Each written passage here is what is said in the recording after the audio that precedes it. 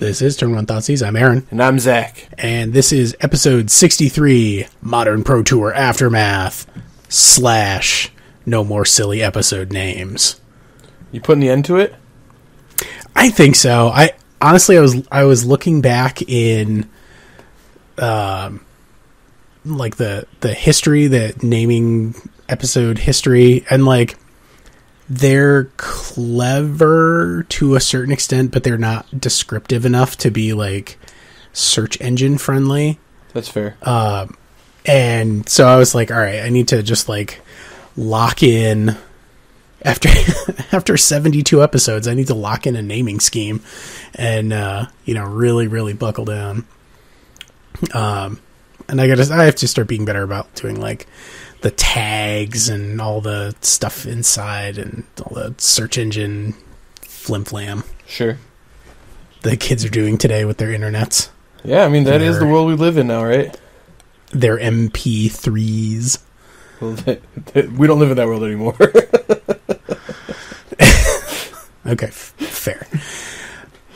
Anyways, so there was a Modern Pro Tour. There was. And aside from the villain of the picture winning, it was good. Actually, that's not true. It was great. Oh man, this Pro Tour was excellent. Oh god, it was really good. I mean, this was one of the most compelling Pro Tours we've seen. Oh geez, I can't remember a Pro Tour that I had this much fun watching and was this excited. I think the last one was Sean McLaren's, honestly. I was not excited to see a draw in round one. No, that was scary. It was a little bit scary. I was just like, I was like, man, if these people can't close, like if the best players in the world can't close on camera on the first day when they're still like totally fresh, it's not like, oh, I've been playing for 10 hours. I was just like, oh god, this is going to be terrible.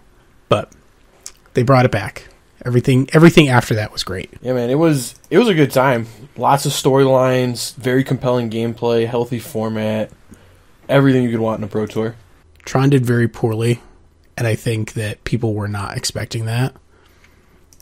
I certainly was not expecting that, but I also think that people weren't taking... The chances that people took were interesting chances, like playing Hollow One. Sure. Like that's a bigger chance to me than being like, oh, I'll throw some Blood Suns in my Tron deck. Sure. Hollow One ended in top 4 with like 24 match points. It's pretty crazy.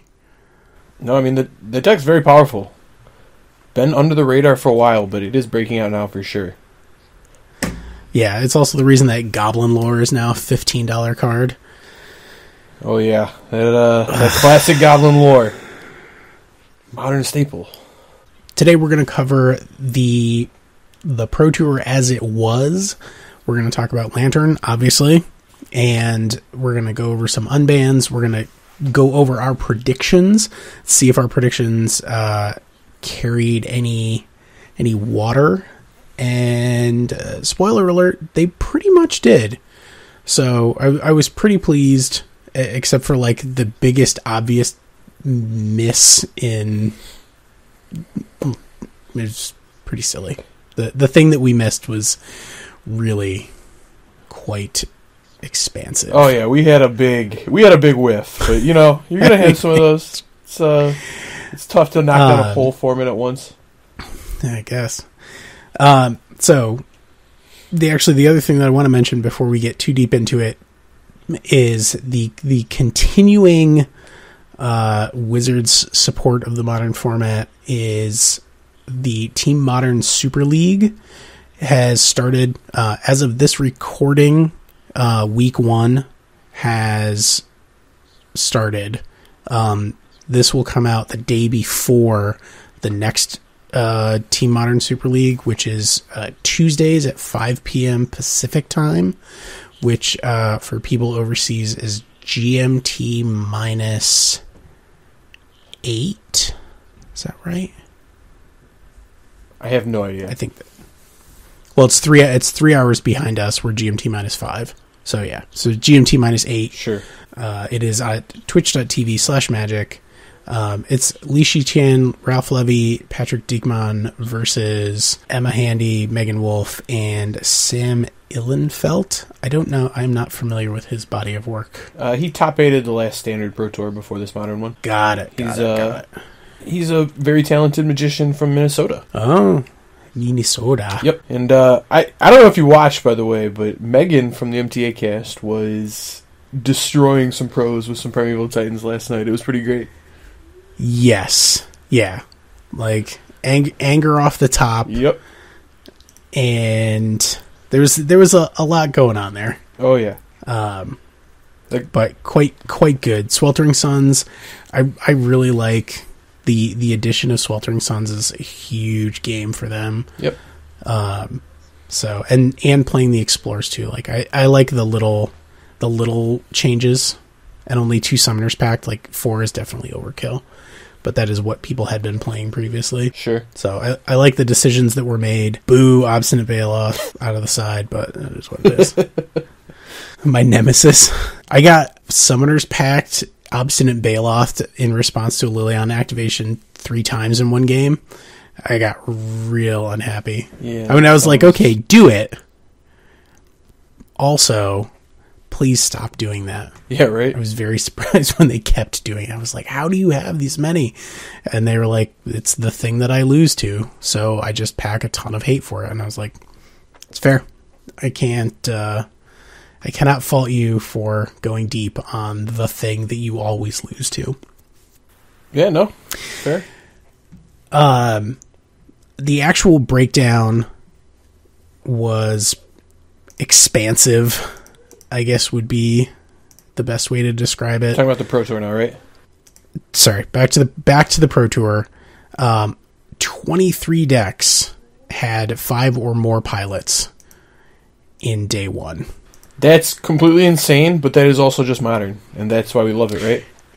Yes, agreed. Some of the people like way down had interesting choices. Well, actually, one person did bring Blue-Red Kiln Fiend, which I was very excited about. I was like, you know what? You go to the Pro Tour, you bring that deck, you're going to get somebody. Oh, yeah. Oh, here it is. And player's name is Ryan Cubitt. Bedlam Reverie, Kiln Fiend, Swift Spear, Thing in the Ice. I mean, it's literally just Daniela's deck. I don't think there's anything. There's Blood Moons in the side. I think it's like the main and Hercule's Recall. But the 60, I think, is basically exactly what she plays. And got at least 18 match points at a Pro Tour. So that's pretty darn good. Yeah, it's definitely sweet. Obviously, more hollow ones. There was a lot of Pyromancer. There was a Black-White Zombies deck that played Gravecaller, Dreadwanderer, Bloodghast, Tide Hollow Sculler, and 4 Smuggler's Copter. I was going to say, Smuggler's Copter is the big draw on that one, right? I think it's got Lingering Souls too, right? Yeah, it's Lingering Souls, a main deck Surgical Extraction. Okay. Which we've covered. I've covered at length before. It's just, I think it's always a mistake, but whatever. Humans, Grixis Control. I was trying to see if anybody just really like brought the thunder and registered a Cruel Ultimatum, but I don't see one. I don't see a Cruel Ultimatum, but there was definitely some Ancestral Visions. Yes, Ancestral Visions, a lot of Search for Azcantos, not in quantity necessarily, but consistently. Yep. John Finkel brought Mono Green Tron. Yep. Which was the only Tron version that actually did reasonably well. No, Black Green Tron did well too. That's true. But that's a very similar. It's almost the same deck, honestly. It's like a couple sideboard cards different. It's just, no, this one's Mono Green.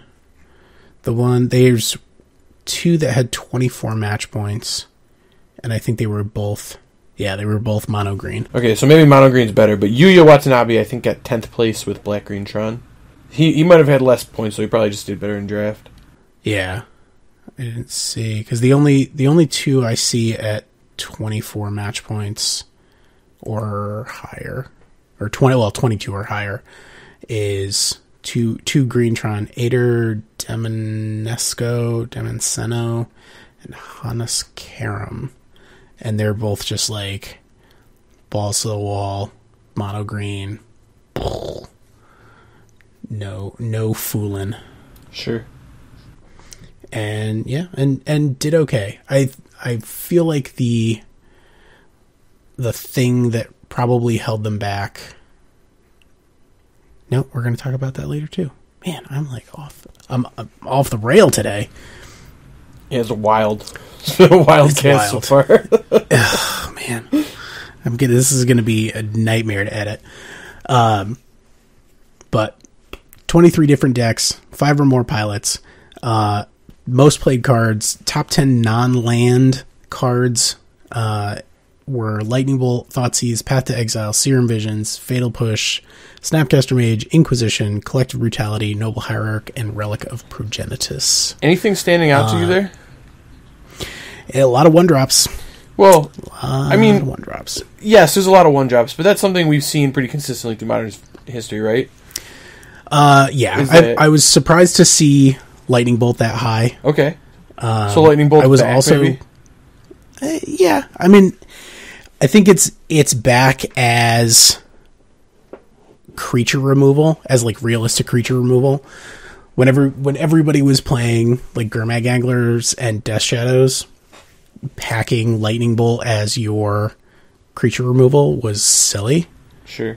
But now with humans and, other like smaller aggro decks, having Lightning Bolt, like four Lightning Bolts against humans is pretty good. Yeah. Thoughtseize is always good. Path, same thing. Like I was a little surprised to see Path that high up, but if people were expecting Tron, then you need to be able to have a clean answer to Wormcoil Engine. Well, it's not even just Wormcoil. I mean, Path is just a good one-mana removal spell, right? Like, it hits anything. I mean, that's why people play it. Yeah, I mean, like Path, Primetime. Yeah, that one's. I think there is. That's one of the few ones where you're like, oh, maybe I shouldn't be doing this one, but. Well, sure. It doesn't feel good. Like, nobody's happy to do it, but if the alternative is like getting smashed for 6 from the Primeval Titan, and getting whatever 6 or 12 from Valakut triggers, probably just bite the bullet and take the 6 from the ETB and the mountain that they're going to get off the fetch. No, I mean, that's fair.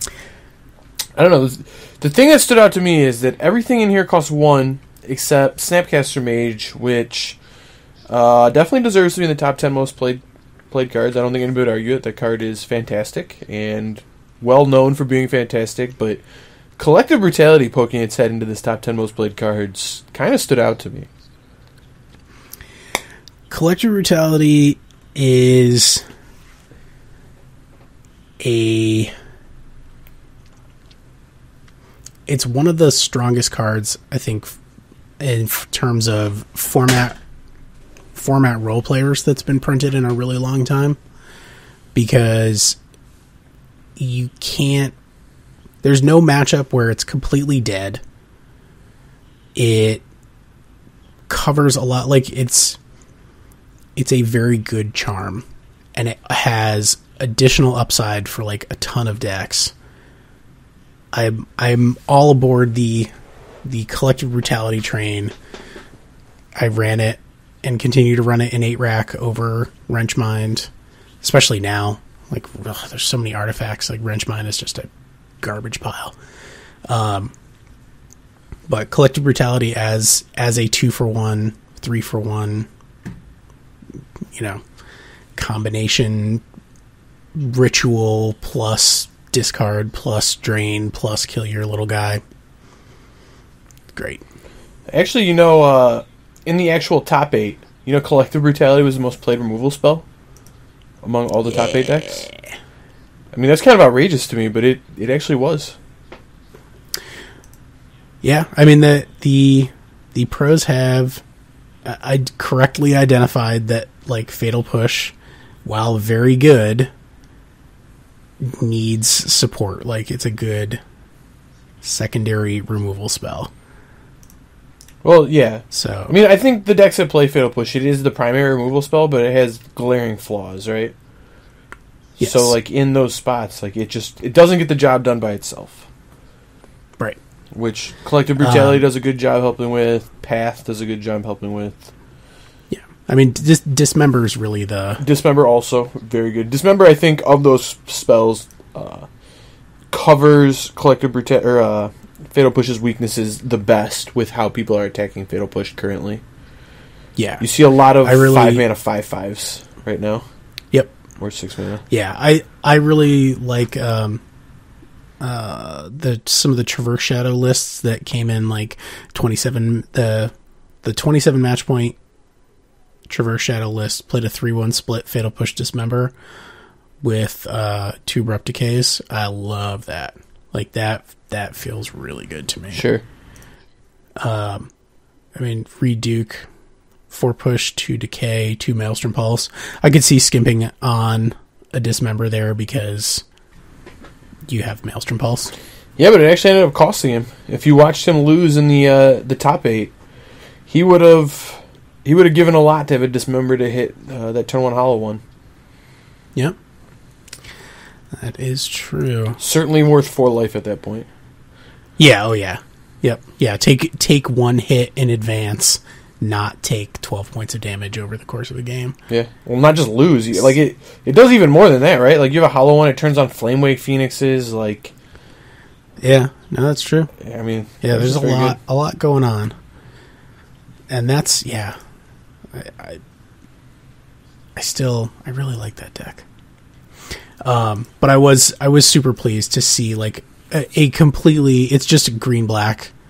Like I've got an hour and 45 minutes of material on like Reduke's green black like splash white for Lingering Souls deck. Sure. But I will spare everyone because it's green black with white for Lingering Souls. Sometimes you don't even need to cast the front half of Lingering Souls because you're just going to be discarding it. And then sideboard cards. Yep. But the sideboard cards matter. They're good. Yeah, 3 Stony Silence, 3 Collective Brutality. Very good. God, there's so much information.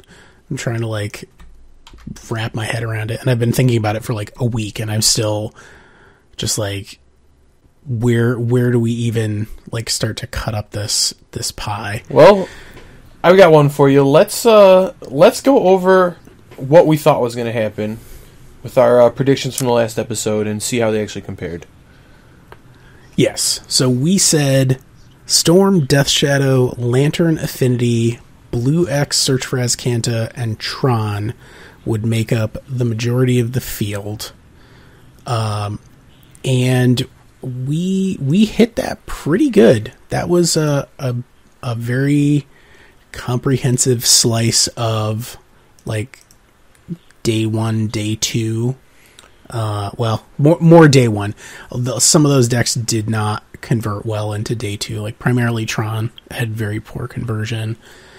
But everybody else seemed to do pretty okay on our list. Yeah, those were the majority of the most played decks. The interesting thing is we anticipated Lantern to be a lot bigger than it actually was. Except that Lantern actually didn't show up in good numbers, but it did very well. The people who played it didn't even do that well, but it won. It won the event, so it had very high like match win percentages. Yep. But I think the other people that played it didn't do as well in draft. Sure. So that didn't carry them. Yeah, that's fair. Because I think only like 9 people showed up with it, but like 65% of them day 2'd or something like that. Like it had a big... Yeah. So there were 9 Lantern pilots, 6 of them day 2'd. So it has 66.7% conversion rate. by contrast, like Storm had a 56.5% conversion rate. Jeskai Control, 73.9. Oh, that's very good. Grixis Shadow, 66. So it had the same conversion rate as Grixis Shadow, despite having a third fewer pilots. Sure. Like, it had almost the same conversion rate as, like, Tron and 5-color humans and, like, Affinity. I mean, these were all nutty. Hollow One had an 83% conversion rate from day 1 to day 2. Yeah, Hollow One was great. 6 players brought it. 5 of them day 2'd. I mean, the best one was 5-color Death Shadow, right? They had like an 87% conversion rate or something. Or like 93. There was like 13 players playing 5-color Death Shadow, and I think 11 of them day 2'd. I think that was the actual number. Yeah. I mean, it's not the whole picture, because like Blue Black Fairies, Breach, and Blue Red Pyromancer all had 100% conversion rates into day 2. Yeah, but those were like 1 or 2 pilots, right? Like that's a different story than 13 players playing a deck and 11 of them day 2ing. That's crazy. Yes. Yeah. Traverse Shadow, 84.6%. So I guess that's 4-color. Yep. So the thing that we missed, that we alluded to in the beginning, was we didn't put humans on the list for some reason. Yeah, that was probably a punt. And I'm trying to remember, like, recording. I'm like, how did we miss, or how did we not put humans on there, I guess? Well, it seems like it's a big thing now, but like at the time, like before the event, humans had been doing okay in SCGs, but it was never a huge part of the field. Humans, you know, it's a very good deck. I mean, it's starting to get the respect that it deserves to get, but before the PT, it wasn't recognized as being as big as it actually was. And now looking back, it's like, it's obvious. It's like, yeah, we missed humans, but I don't think it was totally unjustified to leave it off of the anticipated field. I mean, obviously looking back, it was the most played deck, so that's pretty bad, but, you know. Sure. That's hindsight, yeah, right? Well, I think I looked back at the show notes for last episode, and it looks like we picked Affinity as like the aggro deck that we thought most people would pick, because it's been around the longest, and it's the sort of the bar, the gold standard for aggro decks, pretty much, for the life of Modern. So we assumed that more experienced players would choose Affinity as their aggro deck of choice, and it just turns out that more of them picked humans. Well, I think the humans deck is just better than everybody thought, because, like, individually, a whole bunch of pro testing teams came to the conclusion that if I'm playing aggro, I should be playing humans. And, you know, I think that's something we're going to see moving forward, is that other aggro decks are going to start fading. Humans isn't going to push everything out. It's not like all these other aggro decks are suddenly unplayable, but it's like, you know, humans about to start stealing metagame share from other aggro decks. Like, if Affinity was 10% of the field, now it'll be like 9 or 8 or whatever, and, you know, some percentage of those Affinity players are going to be playing humans now, and they're probably right to do it, because that deck is disruptive and incredibly fast. Yes, and also anybody that is sleeving up humans, I can guarantee it is 100% incorrect to play less than 2 Kessig Malcontents in the main, and it's probably defensible to play 3. I would believe that. That's my take. I can't see playing like ETB Dome You for 6 ever being like a one of. There's just that number has to go up. That's my free advice for humans is play more Kessig Malcontents, because that card is nuts. I mean, to be fair, when I'm playing against humans, it's always this card I'm most scared of, and you heard it actually on coverage. There's like a time where Jerry T was playing against I think Javier Dominguez, and he goes, "Don't draw the Kessig Malcontents." Yeah, he's like, it's only a one of. I can only draw one. Yeah, It's like, well, maybe if you played 2 or 3. Yeah, exactly. Right. Rip the second one off the top. Yep. Dome, you win. All right, so how did our speculation go? Boo. So, breakout deck. I picked Red Green Tron. You picked Lantern. I mean, you know. Yeah, some, broken clocks right twice a day, I guess you can say. Once again, both of us missing humans. Well, to be fair, my breakout deck did win, so... Yes, you win, right? You get the points for that one. Fair. So I said Red Green Tron. I still stand by it. I think that if someone had taken the risk to put together a sweeper heavy Tron deck that was, red green, given how the field actually shook out, it would have paid off. Right? They would have not lost to humans, and their game 2 against decks like Lantern is so much better because they can just straight up play Destructive Revelry, Ancient Grudge. Like, they don't have to be afraid of the hate because Red Green has answers for all that stuff. Yeah. No, I mean, that's fair. I think one of the things Tron decks missed is that a Tron deck playing Kozilek's Return would have been very, very well positioned in this format. Yes. And the thing that I think went wrong is Oblivion Stone and Ugin are normally like the sweepers, but Oblivion Stone is too slow. It just is. And Ugin does not interact with anything in Lantern. Really, like dome you for 3, hope to ultimate and hit something, but if they've got you completely locked out, you may not be able to race them, and they can just whir Pithing Needle, naming Ugin, have a nice day. Sure. Whereas normally you can just, turn 4, you can slam Ugin and just exile most decks' entire board. Mm-hmm. So, and also Karn, picking off one thing, one permanent, exiling one permanent at a time every other turn is not going to get you there. And it suffers from the same, like I said, same thing.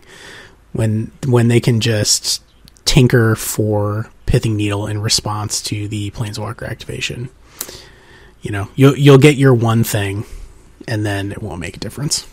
Yeah, I mean, Tron actually is good against Lantern, but this didn't bear out in this field. It's not great.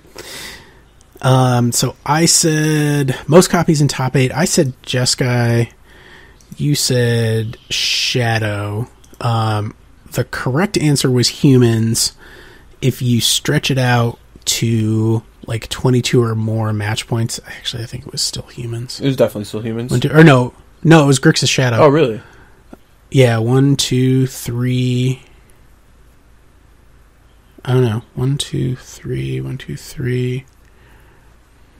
Yeah, so it was tied Grixis Shadow and humans.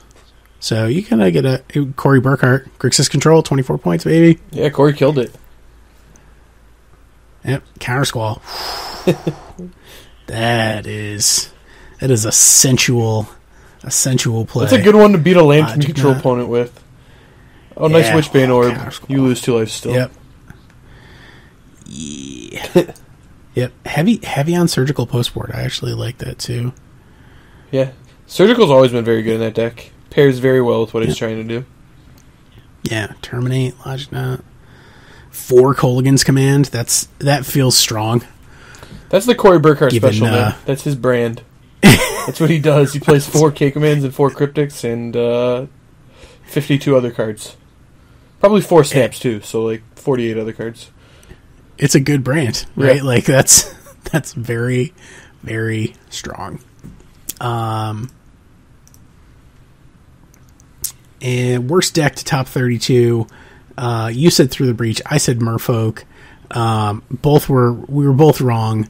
there was a Bogle's deck that finished with 24 match points, and I guarantee that the only reason that they were able to do that is that they were main decking for Leyline of Sanctity. That's aggressive, but I like it. I mean, it's go hard on the only thing that you lose to, which is getting Inquisitioned and having your single, Glade Cover Scout, and then having nothing to play. Sure.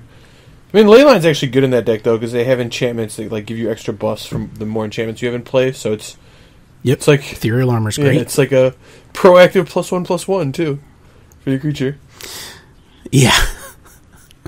But they've also got, all the good sideboard cards. Yeah. Right? They've got, Gaddock Teague, I think must have been insane against a lot of this field. Yep. Rest in Peace. The sideboard was tight. 3 Gaddock Teague, 3 Rest in Peace, 3 Stony Silence, Spirit Link, 3 Seal of Primordium, and 2 Paths, with 2 Paths in the main. Yeah, I mean, they had answers to all the things. Yeah, I mean, so. Yeah. I mean, it's still a terrible deck. It's probably got to be... It's got to come in right behind Hollow One as the deck most likely to lose to itself, but at the same time, when it has its good draws, it feels very unfair.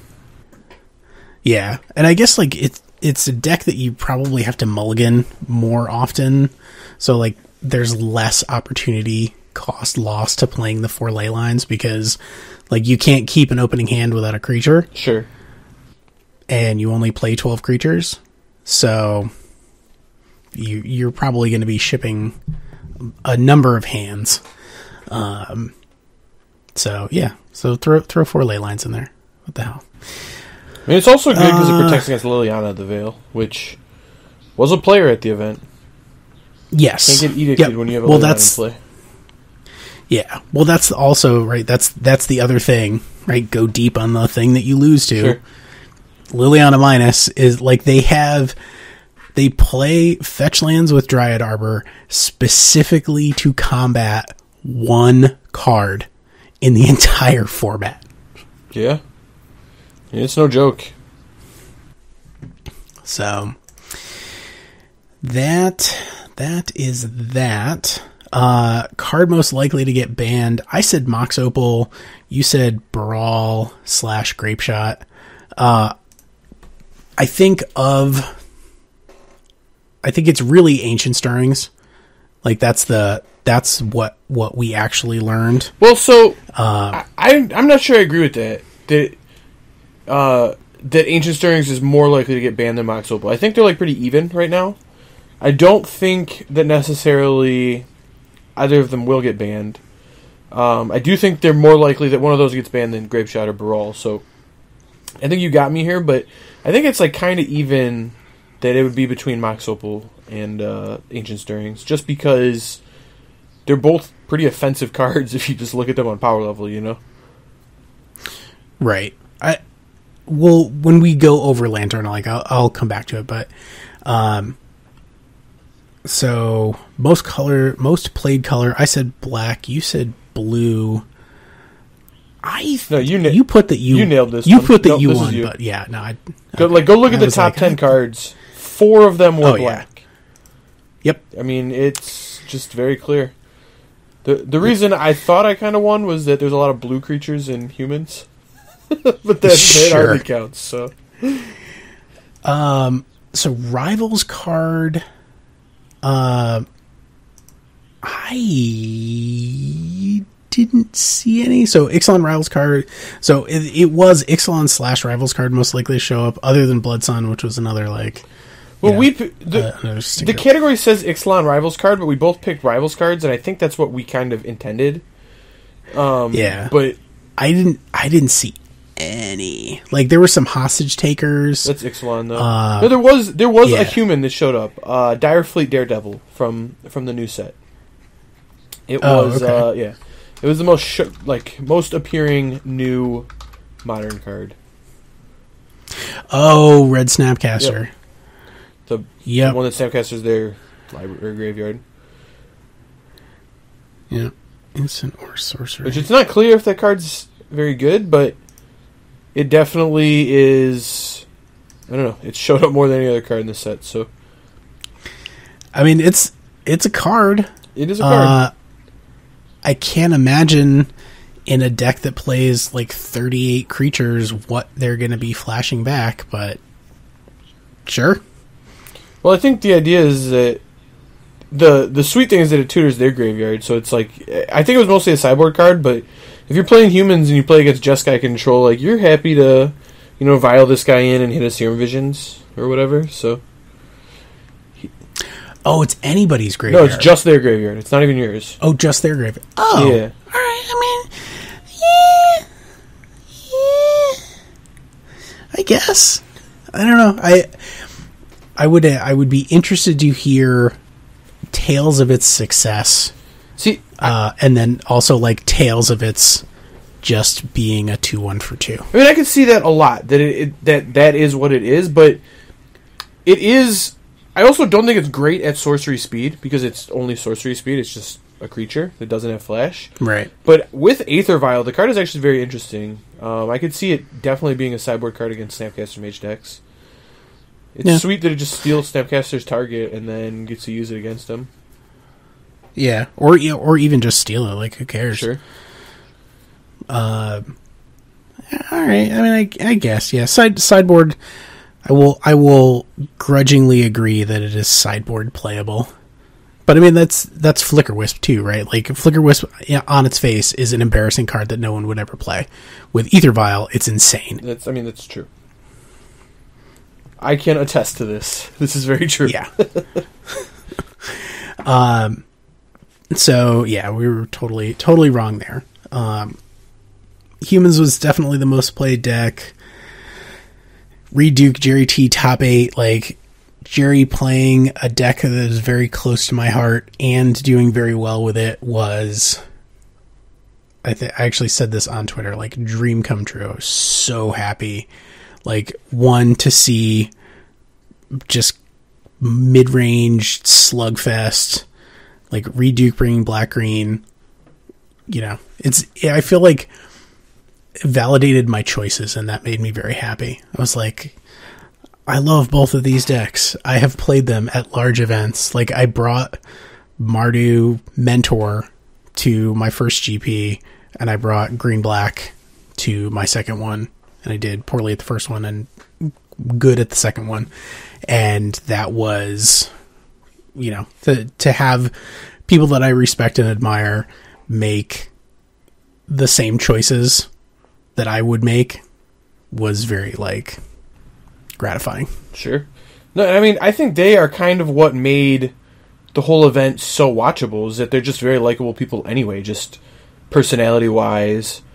They're very respected players in the game, and them doing well with sweet decks that you actually want to play is awesome. It was just so fun to watch. And the fact that they're doing well with decks that aren't broken either, that they're kind of, fighting the good fight, if you will, just made it so, it was so great. So much fun to watch. So satisfying to see them do well.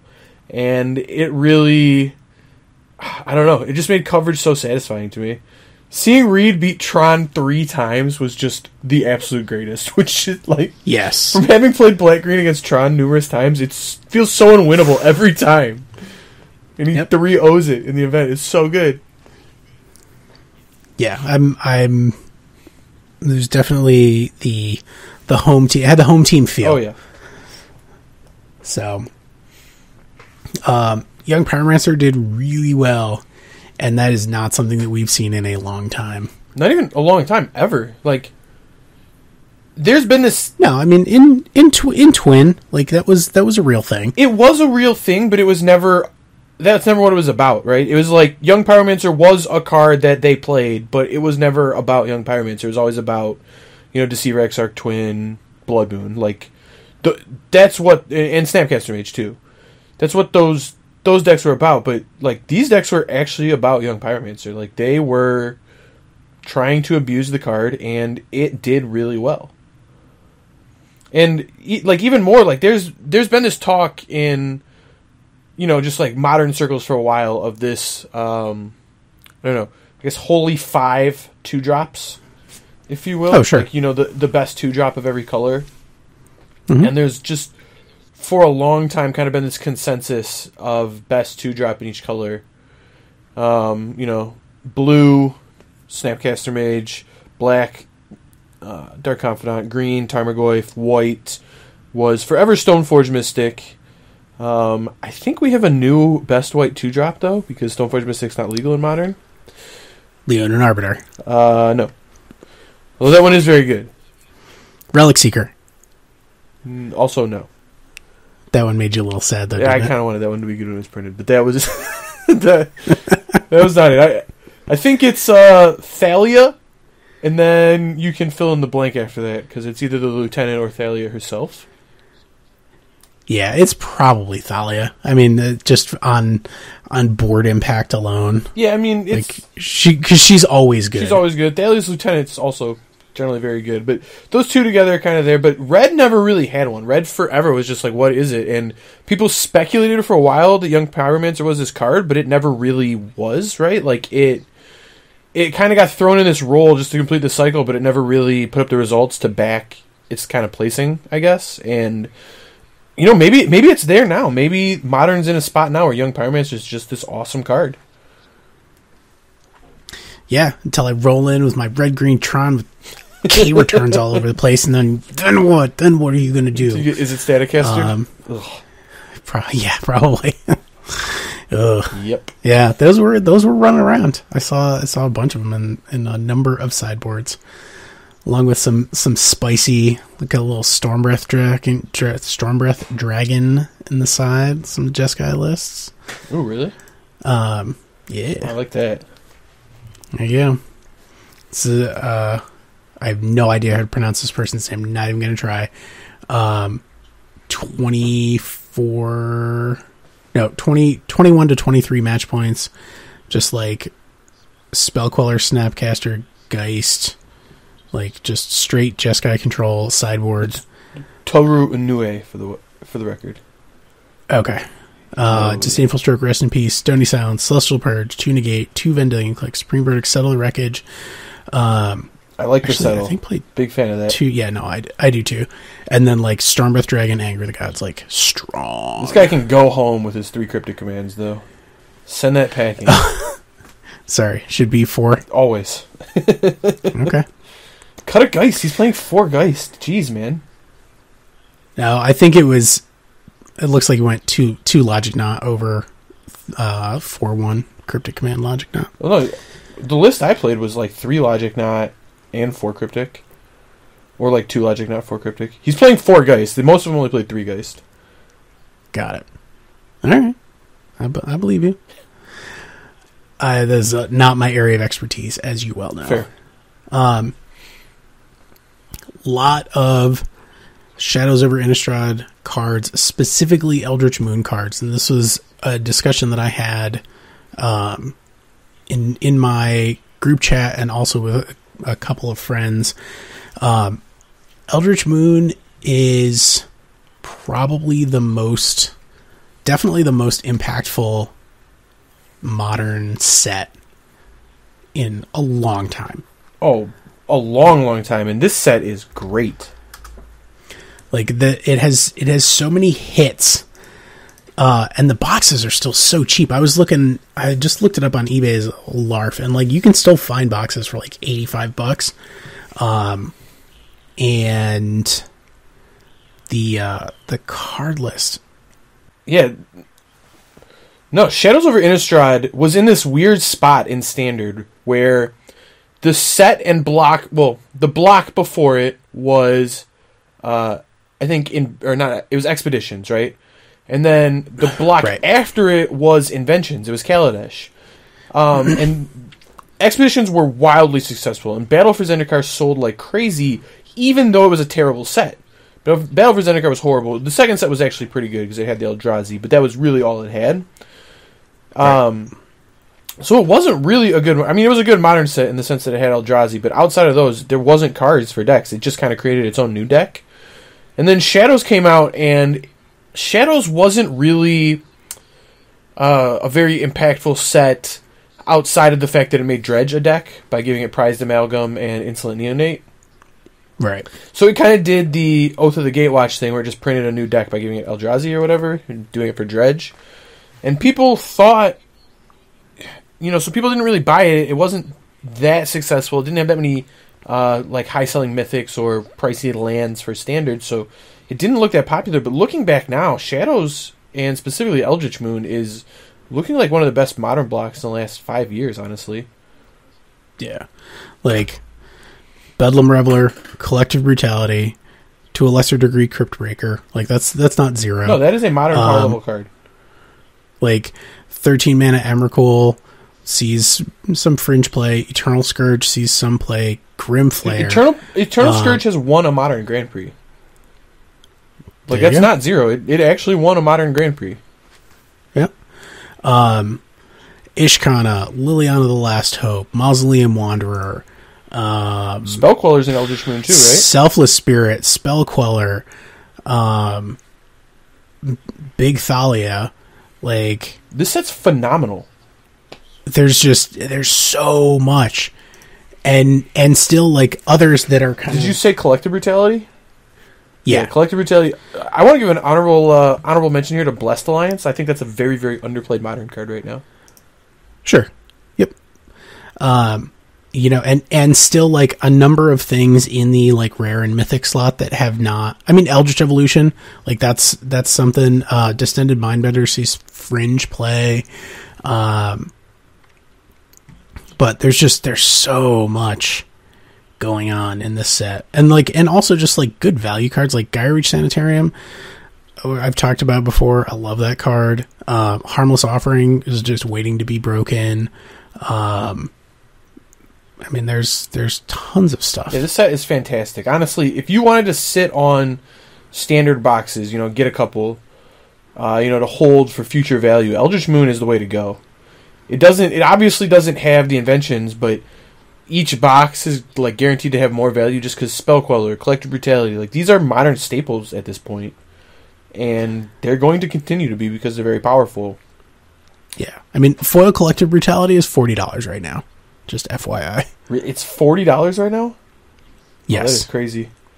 I got really lucky. I wanted to play it opening weekend of that Standard format. I got 2 foil ones for $4 a piece. Nice. So that's quite lucky. Yeah.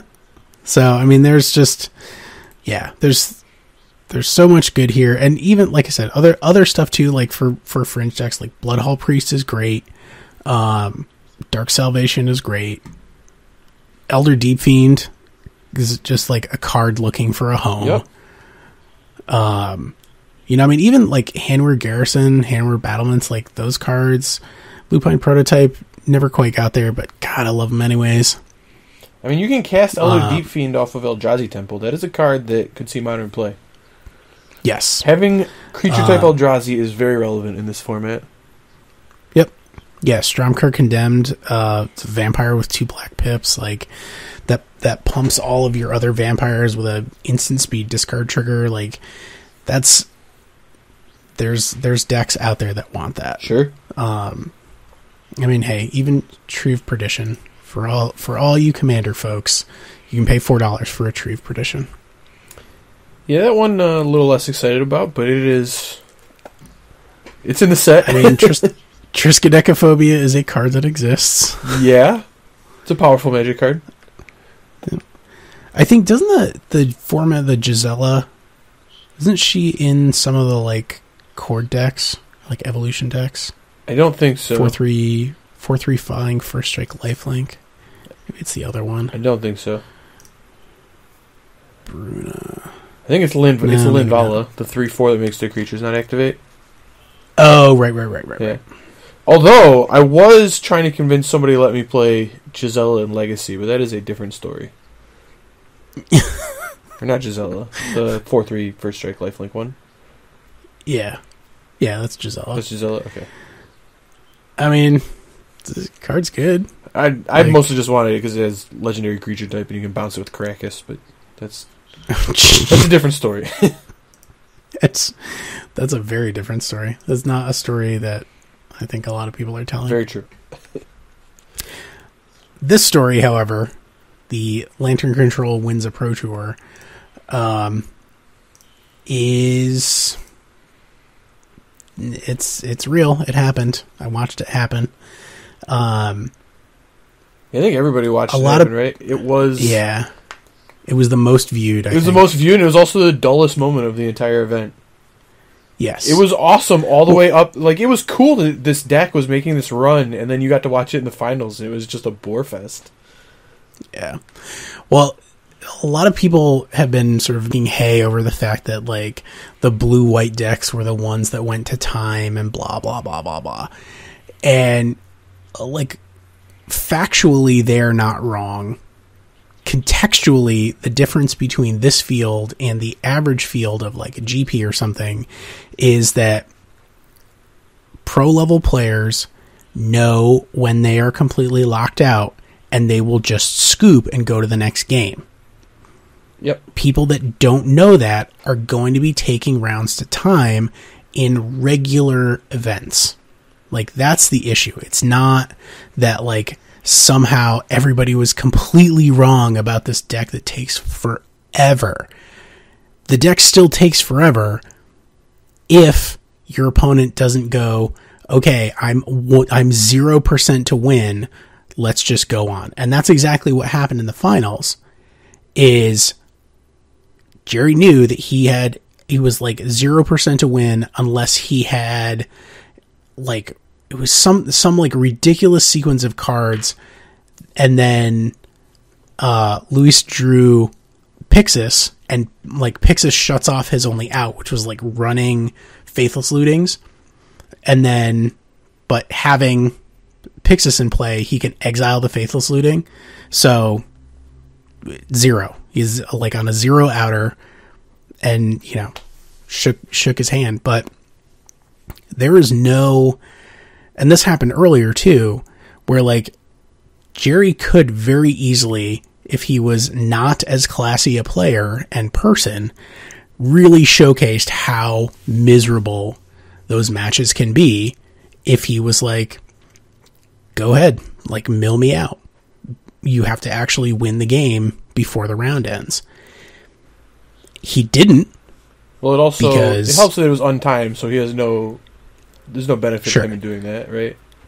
Well, no, but even in the earlier right. rounds, yeah, you know, that happened in a couple of the earlier rounds, and I don't remember if it was him specifically, but you know, some of the on-camera matches where, you know, people really could have just dragged it out and been like, all right, cool, you know, make it happen. Show me the win. That's not a loop, and or rather, show me a loop that I'm 0% to interact with, and if they can't do it, then, you know, activate those codex shredders. I hope you can do it fast. Yeah. No, I mean, I think people are going to learn as the format continues to grow here, and as this deck becomes more popular, when scooping is acceptable and when it's called for. And I think you're right in that, like, going forward for the next, like, couple months-ish, people are going to have a hard time accepting when they're beat, but honestly, it's like, if they have a bridge in play, if you don't have any relevant cards in hand, and they have 2 lock pieces, and the lantern, I mean, you're dead. There is... The chances that you can draw something are so slim at that point, that they might as well be 0, and unless you're already in Game 3, like, if this is Game 1, and they have 1 lantern, a bridge, and 2 mill rocks in play, you should probably scoop. Yeah. Yep. Yeah, and it doesn't feel good. You're not going to be happy about doing it, but that's the reality. Like, as long as this deck is legal and there are semi-competent people playing it that also understand how to assemble the lock, even though it's kind of autopilot at this point, between, like, Ancient Stirrings and Whir and Mox Opal, like, you really just have to kind of remember that you need to have 3 specific cards because you have so many ways of getting them. You know, I would be very surprised if it stays as bad as it will be immediately after. Like, Toronto, I think is going to be like Lantern Town. And see, I don't agree with that, because Lantern is still so hard to play that, like, I think this is going to be a deck that's going to pick up more as time goes on, because now people realize that it's tier 1, but it's still a deck you have to learn because it's so different from any other modern deck that it's going to gradually increase in players. Like, I tried to pick this deck up to play it, I don't know, 2 months ago, something like that, and it took me a week before I even felt comfortable playing it. And I pick up decks pretty quickly. I mean, I'm a very competent Magic player, and it's just like, this deck's very confusing. It's very hard. You draw an opening 7, you're like, what is this nonsense? Like, does my hand do anything? Do I have any chance here? Like, every game I played on Magic Online, somebody was going to time either me or my opponent. And it is going to be slower than people are expecting. Like, I think there's a lot of knee-jerk, like, this deck's going to be everywhere, and I think what's going to happen is people are going to buy the deck, they're going to play it one time and be like, what is this? What am I playing with? It's nonsense. And then they'll tinker with it for a little bit and kind of figure it out, but right away I wouldn't expect the growth to be as big as the storylines are. But while we're on the topic of time, before we actually break down the deck, I did want to make the point to people that Lantern is perceived as a very slow deck. So it's like, when you look at Lantern, people are like, oh, slow, grindy games where they control the draw steps, right? But I think people look at the deck completely wrong, and I would advocate to not look at it that way at all. And in fact, I would suggest, when you're playing against Lantern, it is very, very important for you to know when you're dead and to scoop immediately. Because the deck has this, like, incredibly long, drawn-out kill that is going to give you draws that you don't need, when in reality what matters is taking time to make the right decision in the first 4 turns of the game. Because honestly, that's what's important, is to not let yourself get locked out. Once you're locked out, you're done. Like, the game's over, you need to accept it and move on.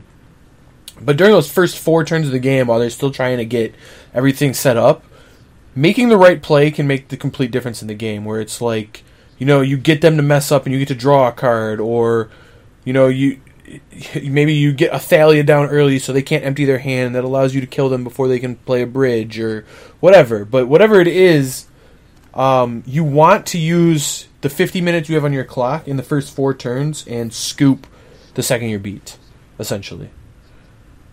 Right. Yeah, there hasn't been, like, people that are newer to Magic than... I'm trying to think of the last time there was, like, a real, actual, like, Stone Cold Lockout prison deck that was prevalent. The red, white, and Fury deck, kind of. But it's the lock is so much weaker. It was weaker, right? Like, it's not... Well, it is not a... The weird thing is that there's never been anything like this, because all the other prison decks were like, you're locked out, and then, like, Leyline of the Void, Helm of Obedience, you're dead. You know? Yeah, there's that. I mean, I'm in like Winter Orb territory. Like, that's where my head is at. Like, people don't have the same level of knowledge, or just this, not the same level of knowledge, same level of experience with decks that, like Stasis, Winter Orb, like ridiculous cards that don't get printed and haven't been printed for 15 plus years. Like, that's the kind of mentality where you look at the board and you go, I literally cannot win because I can't play any cards. Sure. That is not a feeling that I think a lot of, like, quote unquote modern, like, people that have come into the game in the sort of, like, new era of design philosophy where prison is not a thing. Like, prison is no longer a supported archetype in official Wizards world. So they do not have that sense of when you just can't win, and it's hard to accept because it is not a feeling that they have had to deal with before, but it is a very real feeling. And you know, you are not the first person to get locked out by a prison deck. Like, that is the point of a prison deck, regardless of my personal opinion on, like, prison as an archetype in terms of the game writ large. That's what the decks are designed to do. The cards are legal. So, you know, make a stink, get them banned, or just sideboard appropriately for the time being. Yeah. No, I mean, the big thing is recognizing when you're beat. I actually thought of an example of the last prison deck I would consider like a very win-con light prison deck. I think like vintage around like 10th edition, like right when Crucible was a thing. Like sure. The win con was literally Mishra's it was a Mishra's Workshop deck where it was just spheres, Chalice of the Voids, all sorts of lock pieces that are nonsense, smokestacks. But the only way they could win the game was Mishra's Factory, and they just played Crucible Worlds and Strip Mine and Wasteland to lock you out of mana, and then they'd kill you with a Mishra's Factory that you couldn't kill because they could keep bringing it back, you know? So, right. But that's kind of the same thing. Is like they would like the game would go years if you let it, but like once they had 3 lock pieces in play, like you're not casting spells the rest of the game. It's over. Like it doesn't matter what they kill you with, and that's the same thing with Lantern. Is like you just need to recognize when the lock is complete, and then most of the feel bads go away with the deck. Honestly, it's like it's frustrating they lock me out, but like it's not really different than like the Storm player grape shotting you on that same turn or whatever. Like if they locked you out on turn 4, like maybe you got grape shot out on turn 4. It's kind of the same thing, right? It is. There's a qualitative feeling difference. I mean, people will get over it or they won't. Sure. I mean, that's the bottom line. So obviously, Lantern is the big thing that everyone got to see finally in its cotillion. Like, ugh. Anyways, I'm fine with it. Everything's fine. Is everything awesome? You want me to play the Lego Movie song? Maybe. All right. So the actual breakdown, how does the deck work? Why don't you sort of walk us through this, and then how would you go through how the deck works, what you think about some of the cards, some of what's going on, and I'll talk about how we beat it. Okay.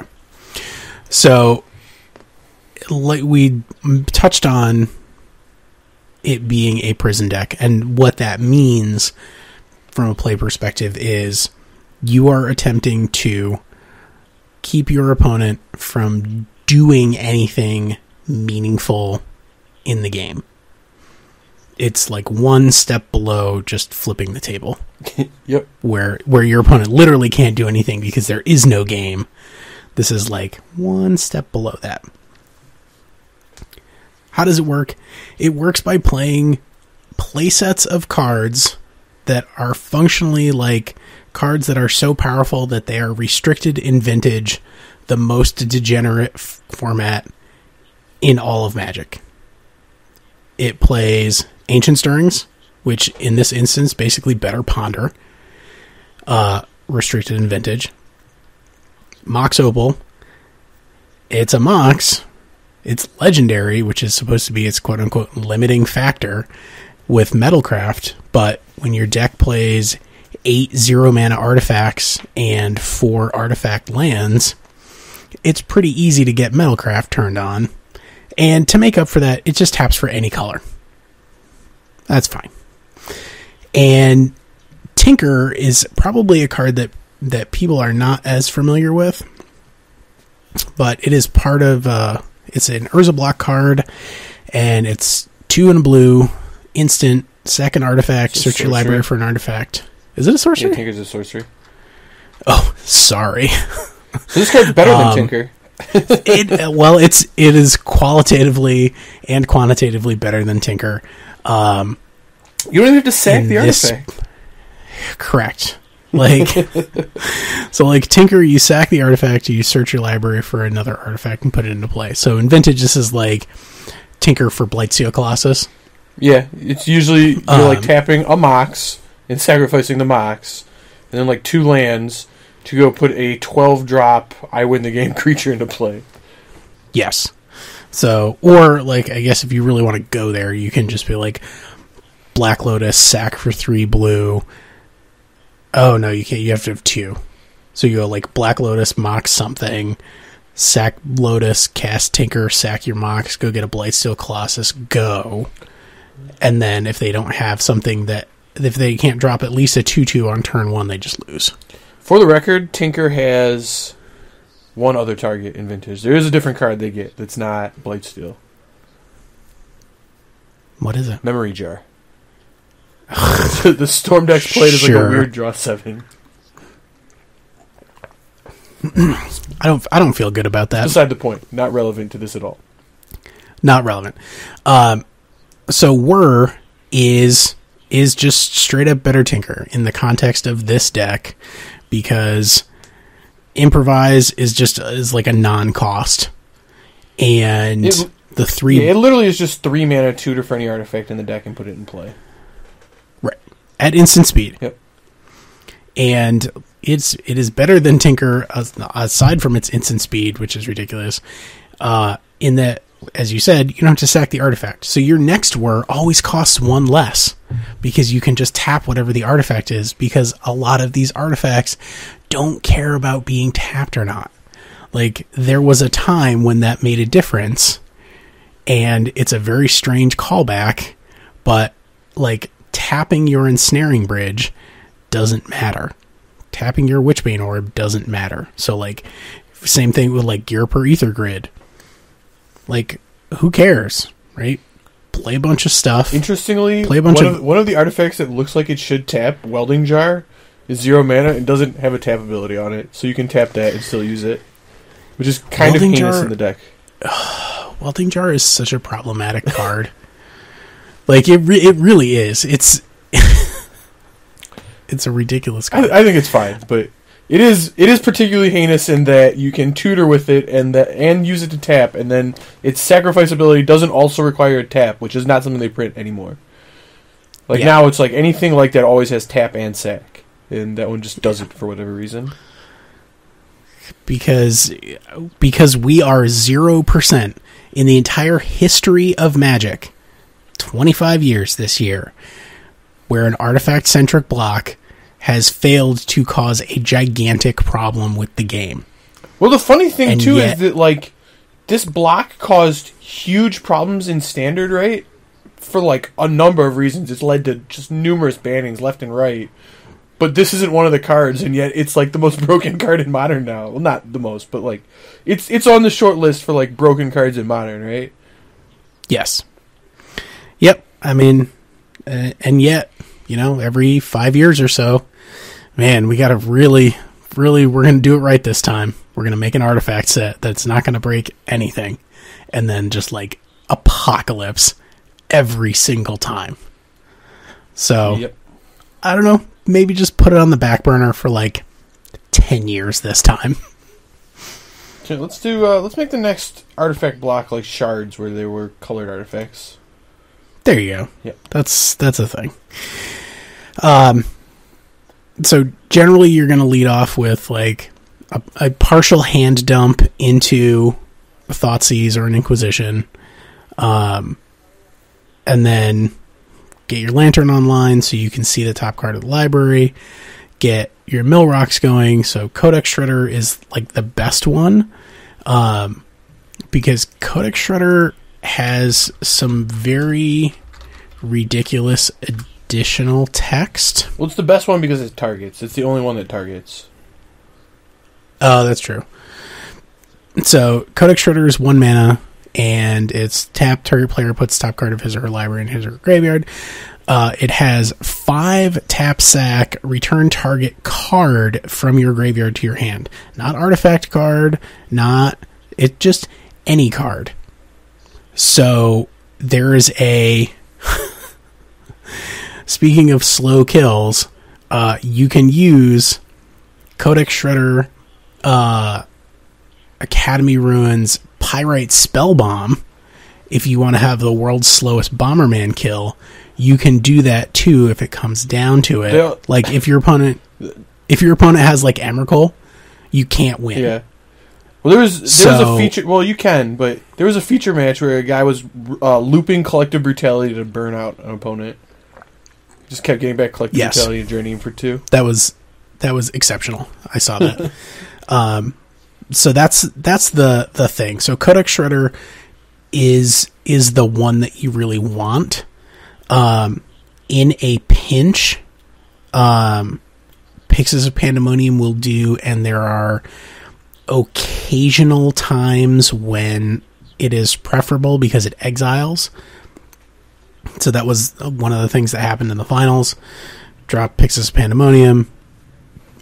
It's tap, each player exiles the top card of his or her library. It has some extra text which never comes into play, because that will literally never happen. It's actively bad for the Lantern player to use the extra text. It absolutely is. And then Ensnaring Bridge is creatures with power greater than the number of cards in your hand can't attack. This is a card that was printed in Stronghold originally, which was like functionally like the prehistoric times of card design. It's passed for a good clean Magic card back then. Yes. Yeah, this was totally fine. I don't even know that it really saw any play during its time in Standard. It's actually an interesting... It was the sideboard tech to beat Lord of the Pit. I guess. Why you didn't just Swords to Plowshares that nobody knows, but you could play this and then Lord of the Pit had a very hard time attacking. Yes, I guess it did. It was in Tezzerator and Extended. Yeah, it's always been in Legacy decks. Oh man, what? This is basically this is a deck that I would play so hard. Oh my god. Bitter Blossom, Loam, Damnation, 4 Crime and Punishment. The card is legit. When we had 3 Lantern players start coming to our store for their weeklies, so I just main decked 3 Crime and Punishment and just blew them out every single time. That's awesome. It's this X equals 1, destroy your entire board. Seems good. Get him. I did. So, during its time in Extended, Ensnaring Bridge was a piece of Tezzerator. It had a lot of the same kinds of things that we see today, except it also had this was more of an old, well, actually even kind of it's a Chalice deck, basically, is what it boils down to. So Chalice, Chrome Mox, it had Stifles. This is a weird time. This was in 2009. There was a top 8 GP. Oh, Sam Black brought fairies to this and also top 8'd. But yeah, so Ensnaring Bridge has seen play before, and then it was an 8-rack piece for a long time, and then we kind of got away from it. It just didn't. It wasn't as good as other things that were available, and then also once Bantu's Last Reckoning got printed, there's just no reason to play it anymore. Sure. Because if they do, if they do blow up the bridge, they can just swing kill you. So Codex Shredder, Pixis.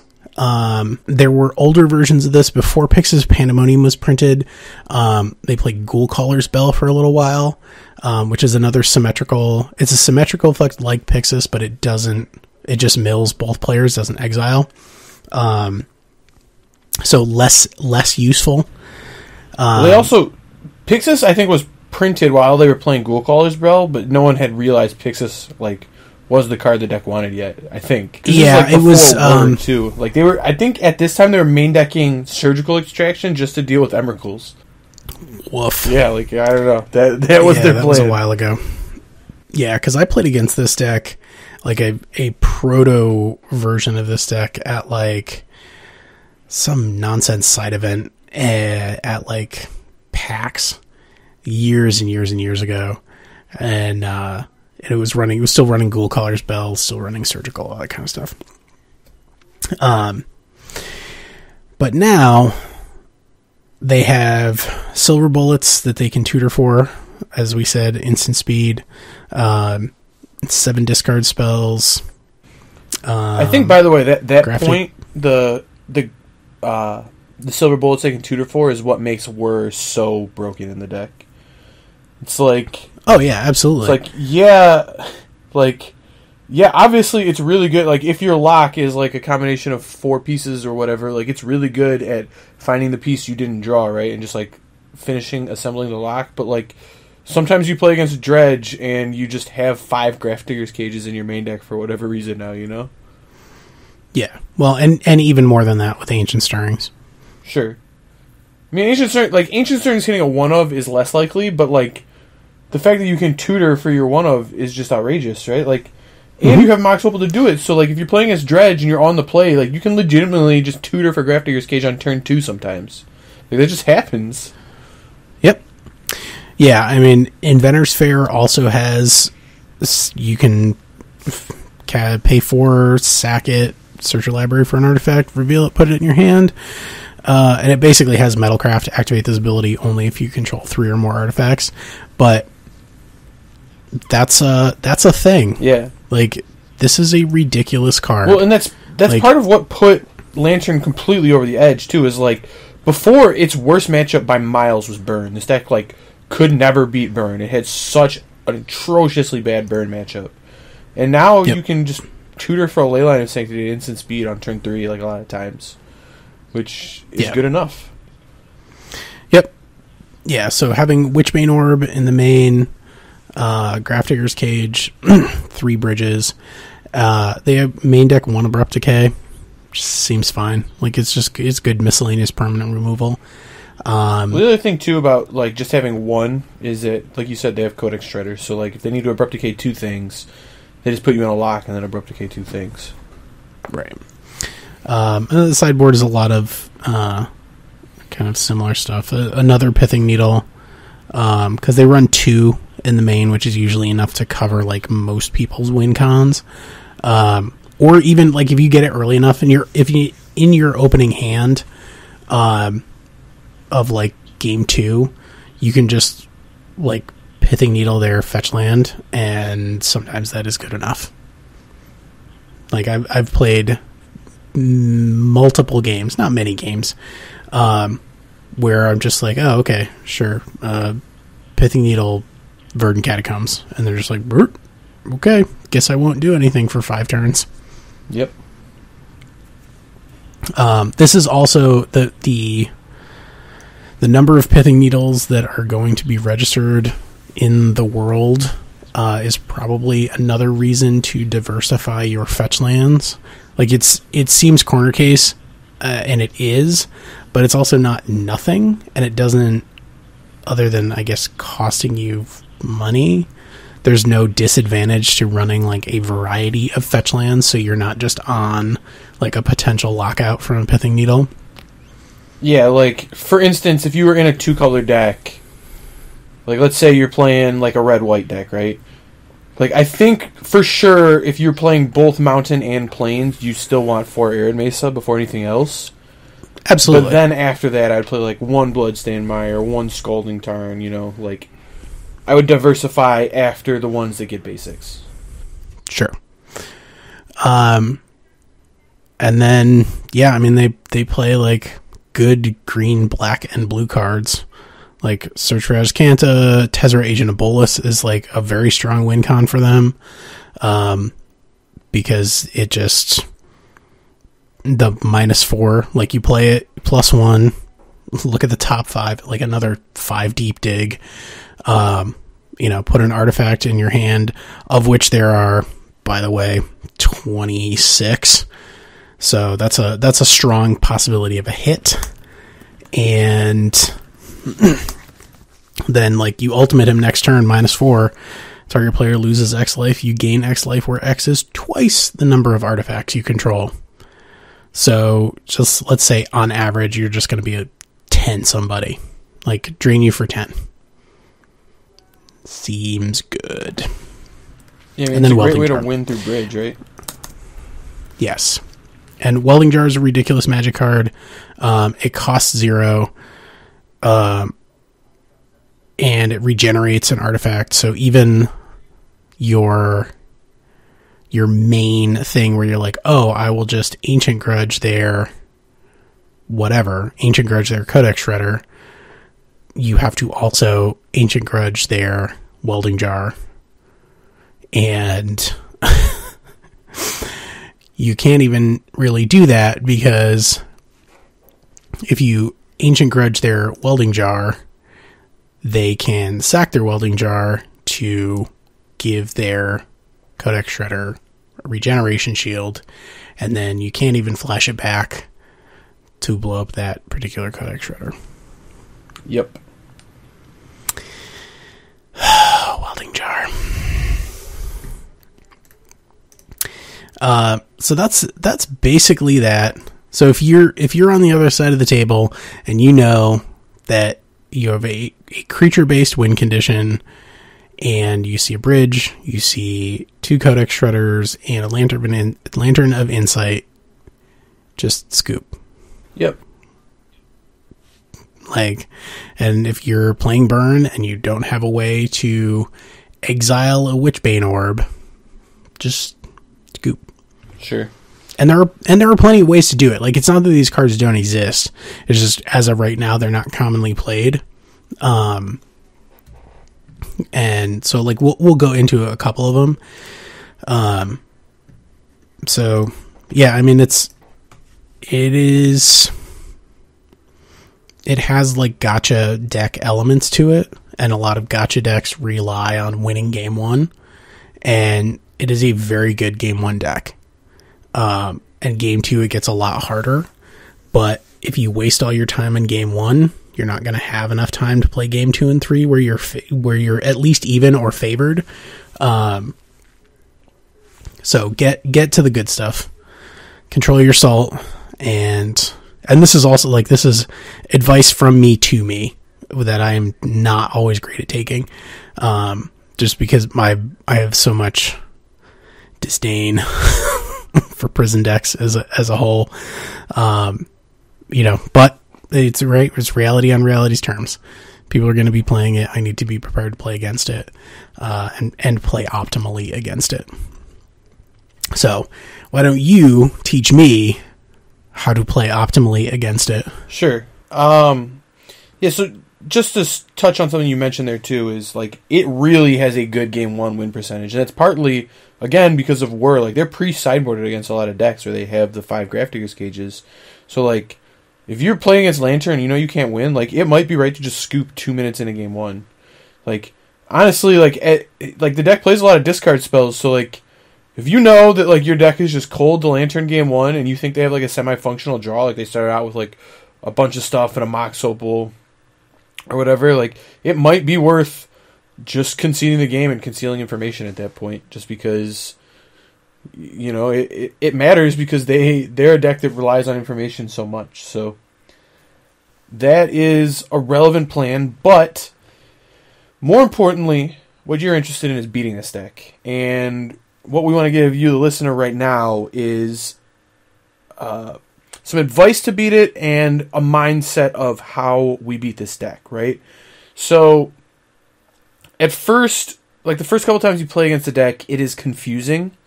It locks you out a lot quicker than you would expect, and the lock is a lot harder than it seems like at any given time, right? So that's why we're saying, like, the basic rule is 2 millstones, a bridge, and a lantern, and they have no cards in hand. They have you locked out. And that's generally going to be true. There are ways that you could get out of that specific lock, but they're generally less likely than them finding a way to deal with the way that would get out of that lock, right? So, her basic rule, once they have 2 millstones, be it Pixis or Codex Shredder, whatever, and a lantern and a bridge, you probably have lost at this point. So, we can concede there. But if we're interested in beating it, we have to kind of understand what their game plan is.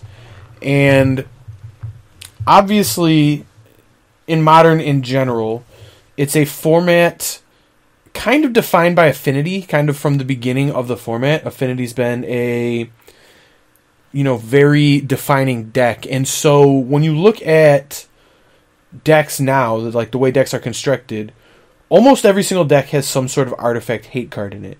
It's very rare to see really any deck that doesn't have some way to deal with an artifact in its sideboard.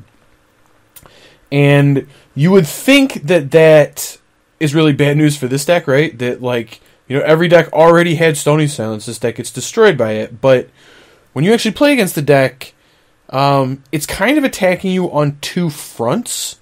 So it's not really that simple. You can't just board in Stony Silence and think you have it beat. So I guess to give you a better idea of how we're going to attack beating the deck, I'm going to give you kind of what you need to beat, because I think that's the part people miss when they go about building their sideboard for this deck.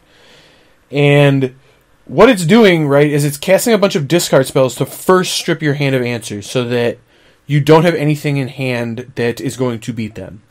And then it establishes a lock where it controls what you draw. So first it says you don't have relevant cards, then it says you can't draw relevant cards, and then it says you don't have an attack phase, the game is over.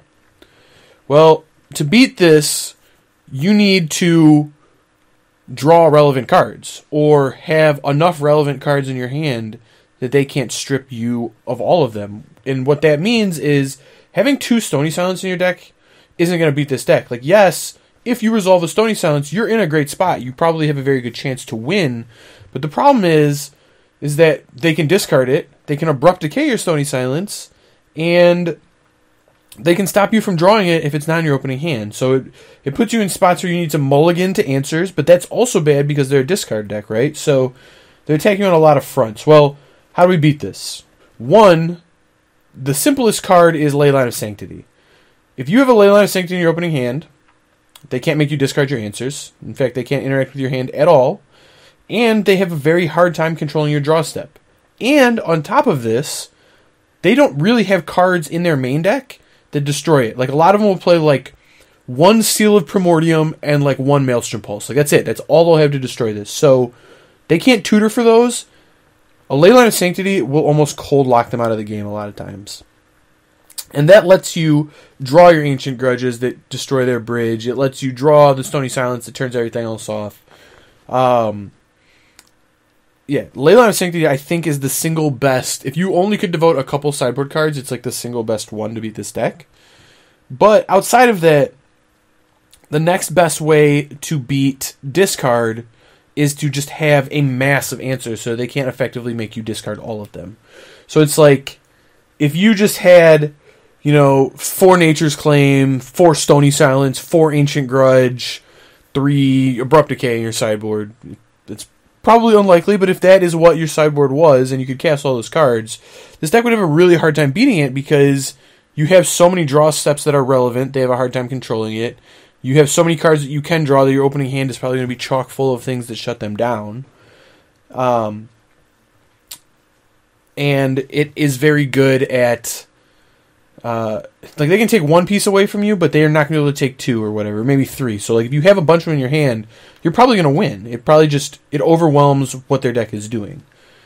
Now, what that means is that, no, you cannot just say, I'm going to put 15 Artifact Hate cards in my sideboard. That's not realistic. This is a modern format where your sideboard space is already stretched. You need to diversify your answers. But what that does mean is, maybe you're deciding between 2 cards that are close in another matchup. Well, now with how good Lantern is doing, maybe you pick the one that's also good in the Lantern matchup, where it's like, maybe I wanted to play Anger of the Gods or Engineered Explosives in my Jeskai deck as a sweeper. Well, right now I'm going to hedge towards Engineered Explosives because it's good against Lantern. Or, other similar things. Maybe it's like, maybe I played whatever against Burn. Well, maybe now my sideboard hate against Burn is going to be Leyline of Sanctity because it's so good against Lantern. And yes, these might cost you small percentage points in other matchups, but because this deck is so good and it's going to be more prevalent going forward, it's probably right to make these switches now. And lastly, the thing I wanted to talk about as just another good plan for beating the deck is instant speed card draw. What this means is that it's kind of like a way... Like, obviously people think instant speed card draw is good, but it is kind of a way to circumvent their mill rocks, right? It gives you more control over what you're drawing, and what that means, kind of format contextually, is that maybe, I think Serum Visions is a much better card than Opt, but maybe playing 4 Opt in your main deck over 4 Serum Visions gives you a better Lantern matchup. I think that's something you have to consider now when you're choosing your blue cantrips. It's yes, asterisk. That is only the case with if they have a single mill rock. If they have two, card draw doesn't work anymore. Well, it still does in the sense that they are going to be draw steps that they can't control, right? So, like, with Opt, you get to scry one and then draw a card. They can control the card that you would get to see on the scry, but they can never stop you from drawing the card that is underneath the scry. Which is also blind to you, but at the same time, they can't stop you from drawing that card. So if there is a good card underneath, well, Opt is going to be better against this Millrock plan. And it has the bonus of, like, say they tap, like, there's like a Colligan screen on top of your library, right? They don't want you to draw that. So they say, mill that. You cast Opt, right? Now, you might scry that one to the bottom so that the card they're going to mill is... so what they're going to do is they're going to respond with their second one and try to mill the Colligan's command. Well, now that might get milled, but then you get two draw steps that they're not controlling, right? Where it's like, you kind of just have to hope that whatever is underneath it works for you. Yeah, it feels like such a bad plan. Well, huh? I mean, it's better than nothing. I agree with you.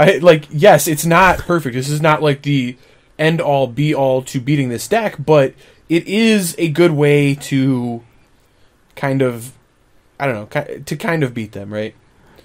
The weird sly way to, like, draw against them is Chromatic Sphere, because the draw card is part of the mana ability, so they can't respond to it. I don't know that people need to start playing Chromatic Spheres in their main deck, but I'm sure if you looked hard enough, you could find other things that have similarly written clauses where the draw effect is part of the mana ability, which sort of protects it from that mill interaction. Yeah, I mean, I don't want to go that deep that I would suggest playing these cards in other decks, but I think you're onto something here, is that there are decks that are playing effects that are already good against them. And when I'm talking instant speed card draw, another, like, very common thing in the format now, from the Shadows of Innistrad block, by the way, is the Clue token. That is a very common form of instant speed card draw we're starting to see more of in Modern, whether it be Thraben Inspector, Tireless Tracker, and it's very likely in these Lantern decks that you're going to flood out. They kind of make it so that once you're locked out, you just kind of draw a bunch of lands. Well, the card Tireless Tracker is specifically very, very good against Lantern, because every land you draw gives you an instant speed card draw, so it kind of like lets you overwhelm their Codex Shredder pieces. Yep. So that's a great card against them. Thraben Inspector gives you an instant speed card draw. The card Horizon Canopy, very good, gives you some instant speed card draw. There are little ways that you can change decks that don't cost you very much, that just make you better against this deck. And that is more of what I'm suggesting here, is that, we're not talking sweeping changes to the format. We're talking about the little changes you can make that give you percentage points in this matchup. And I think that's something people haven't done enough of, but need to do more of. And that's why I love, like, your suggestion of Chromatic Sphere is, like, yeah, that's in Tron, but, like, knowing that interaction gives you a huge edge. Is like, maybe you were going to crack your Chromatic Sphere to Ancient Stirrings or Sylvan Scrying on turn 2 or whatever, but maybe it's better to save it if you're playing against Lantern so that you can draw that O-Stone you need to draw or whatever. Yep. And then one other point I would like to mention about the deck is that it actually can be locked out. I've had success with the cards. Chalice of the Void is very good against their deck because it really shuts them off getting Mill Rocks into play, and also can stop their, like, 0-mana baubles and whatnot. And then Thalia Guardian of Thraben can really prevent them from emptying their hand, and lets you, like with the Humans deck specifically, just kind of get under empty their hand, get a bridge and play draws, and just kill them before they can do that. So that card's very good against them. And then the Eldrazi Tron deck is also surprisingly good against Lantern, just because it has so many cards with activated abilities. So activated abilities on creatures is another good thing to have in the matchup. Also, like, the core decks have Duskwatch Recruiter. Duskwatch Recruiter being able to look for creatures is very relevant. So, yeah, like, Walking Ballista is quite good against them. All these things that are, like, on-table interaction, like, they have Pithing Needles, but they only have so many Pithing Needles, and Eldrazi Tron specifically has like Karn and Walking Ballista and Endbringer and Ulamog to some extent. So there's like a lot of things that the deck can cast that just kind of work in play that beat the Lantern deck, I guess. So going forward, just kind of look for these little interactions, see if you can add it to your deck. Maybe if you're playing, maybe you're going to play like a black-green rock deck. Well, maybe you should include like one Horizon Canopy, or maybe it's an Abzan deck. Maybe it's Reed Duke's Abzan deck. Maybe consider playing one Horizon Canopy in it. Who knows? But yeah, so that's the plan going forward. Let's make some little changes and then kind of slant our sideboard cards to beat the deck. Agree. One of the things that I wanted to just sort of pick up on is when you are picking your artifact removal, I would favor, if possible, things that exile, things that tuck, things that have split second, or things that have that say can't be regenerated. There also are bounce. A number. For the record, bounce is very good. Oh, bounce. Yep. Yeah, bounce is fine. So there's a bunch of exile effects. As simple as it was a Boros card from Return to Ravnica, Shattering Blow. It's like one hybrid red-white exile target artifact. I'm sure there's a better one. Oxidize is great. It's single green, destroy target artifact, can't be regenerated. Corrosion Grip, also great. Split second, so it can't be responded to. Unravel the Ether is one that I really like, that I play in the sideboard of black green. It's shuffle target artifact. It's literally just naturalized, but it shuffles into the library. Yes, which is relevant because, man, Academy Ruins is obnoxious in this deck. Oh yeah.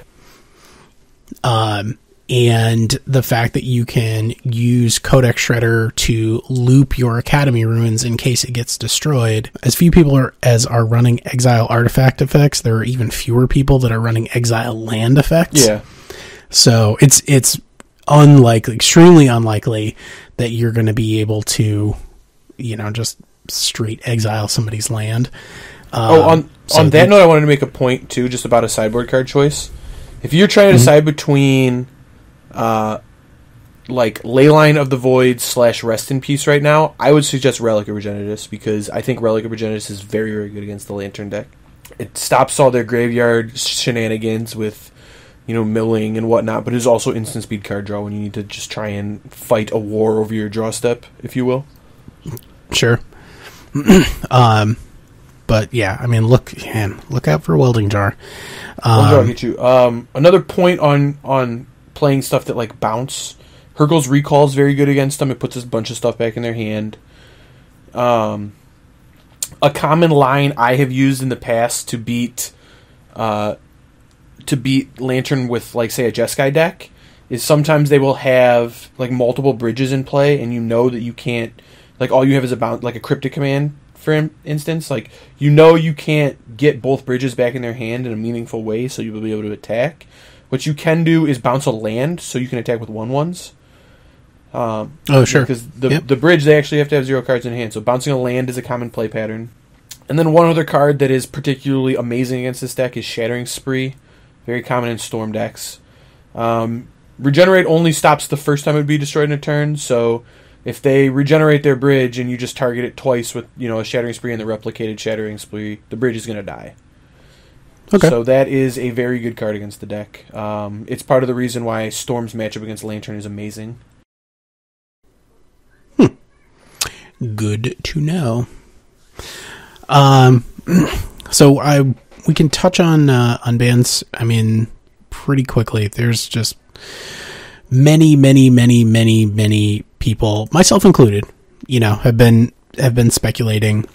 Well, hey, before we get into unbans, you want to hit on bans real quick? Do you think this Pro Tour warranted anything being banned? I think this Pro Tour is a convenient time to ban Ancient Stirrings without rustling any jimmies. I could see that. Because it's a card that needs to be taken care of. It does not kill any deck. It turns down the volume. on like 2 decks that need to have the volume turned down on them, which is Lantern and Tron. Like, neither of those decks is going to be like, oh my god, Ancient Stirrings, I'm just going to set these cards on fire. But it will make them enough. It will remove enough of the consistency that they currently enjoy to give the rest of the field like a little bit of breathing room. Yeah. Yeah, and honestly, like, I don't even know how much taking Ancient Stirrings out of Lantern would do to the deck. Like, if you banned Ancient Stirrings and the deck just had to play Serum Visions in its place, like, I think it's worse, but I don't think it's that much worse. I think it's a very minor change for the deck, honestly. Yeah, somebody asked me about it. A listener asked me about it, and I said, honestly, I would start practicing, like, try to run some games with Glint Crane. Sure. In the Ancient Stirring slot, because I think that's the most sort of comparable replacement, and it also like has advantages in the sense that like it gives you a blocker while you're getting your bridge set up. I think it's at least worth considering, because that's a non-zero thing. No, it's also very interesting that it's a flying attacker that you can attack with an ensnaring bridge in play, because you can like draw your card for turn, attack for 1 in the air, play your card, go. Yeah. But I think I would start with Serum Visions if that card got banned. Again, I don't really think they're going to ban anything. I don't think this Pro Tour warranted a banning of any sort, but I think you made a good point that if they wanted to take care of Ancient Stirrings, this would be a good time to do it. And I think the card warrants being taken care of, so I could see that one. I don't really think there's going to be any other bans. I don't really think the format's really calling for it right now. I just think that... I think that...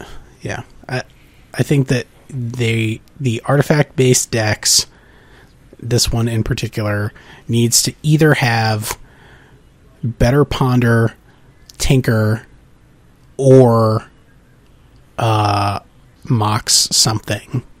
Like, pick 2. And I feel like that's better. Yeah, I mean, it feels a little too consistent right now playing against the deck. Yeah. But, you know,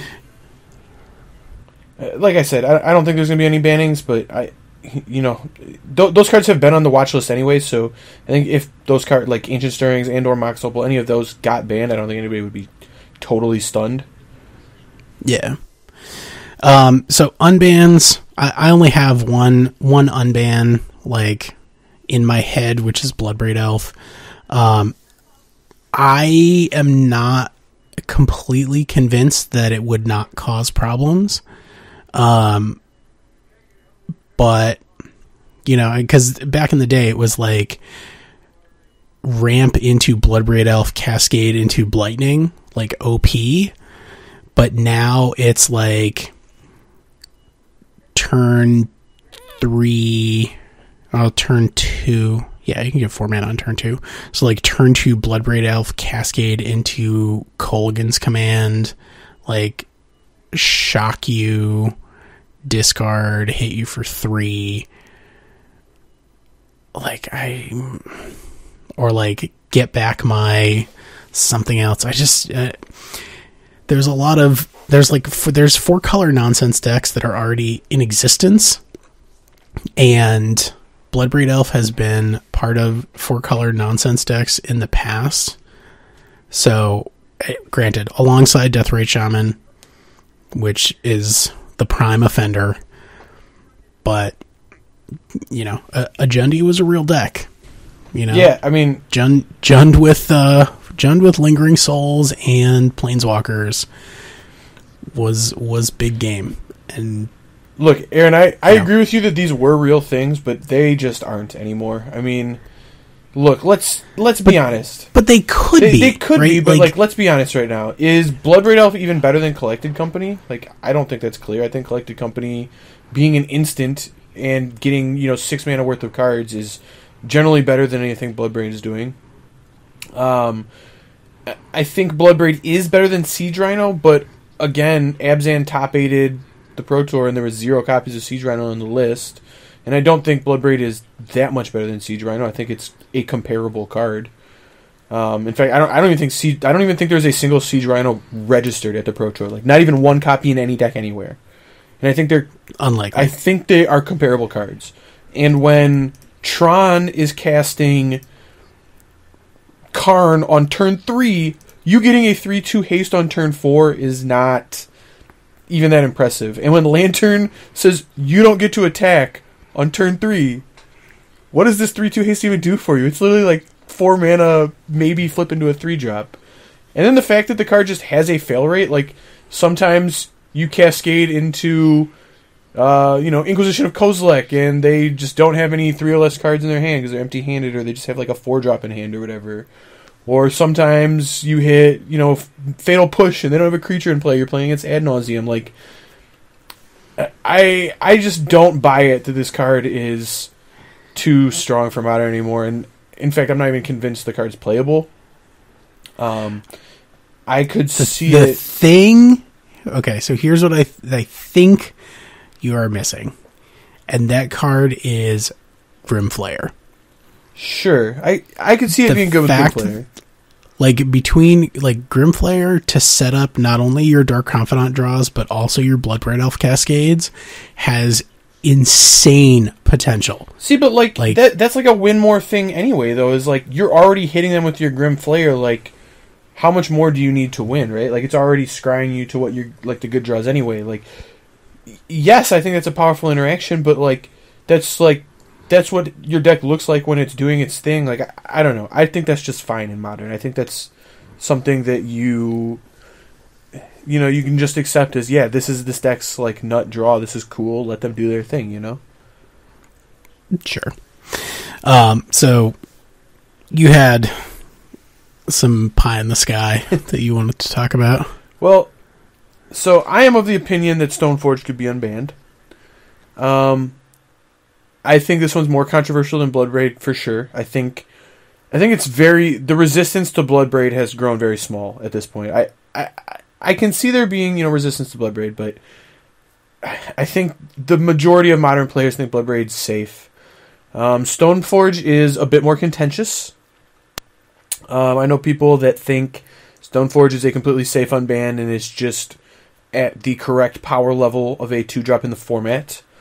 I know people that think the card's way too broken.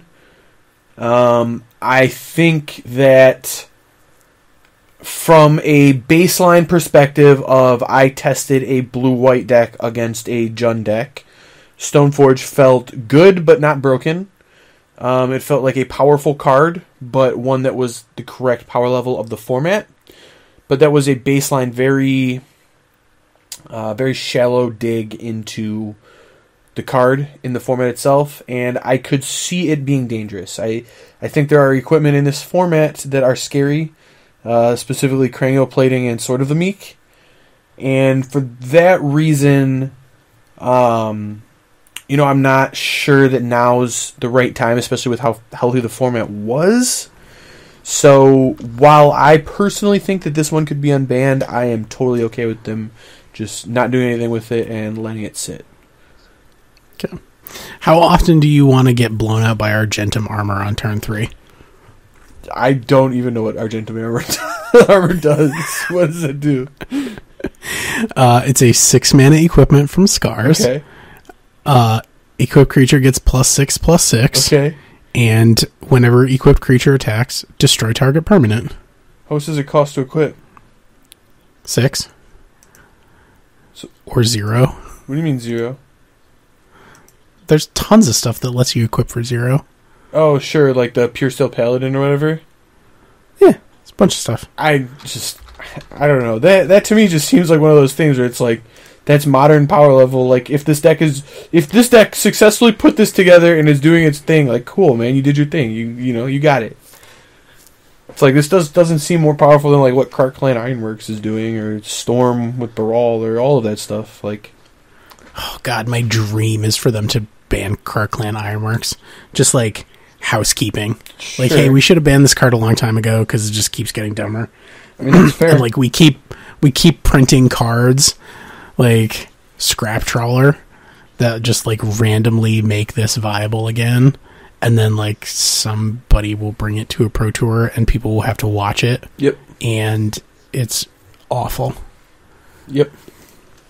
So that's my dream is ban Kirkland Ironworks and Ancient Stirrings, unban Bloodbraid Elf. Okay. I mean, I think the Kirkland Ironworks is a bit of a shot in the dark, but it could happen. I don't think that card is particularly healthy for the format, so. I mean, like I said, it's on my wish list.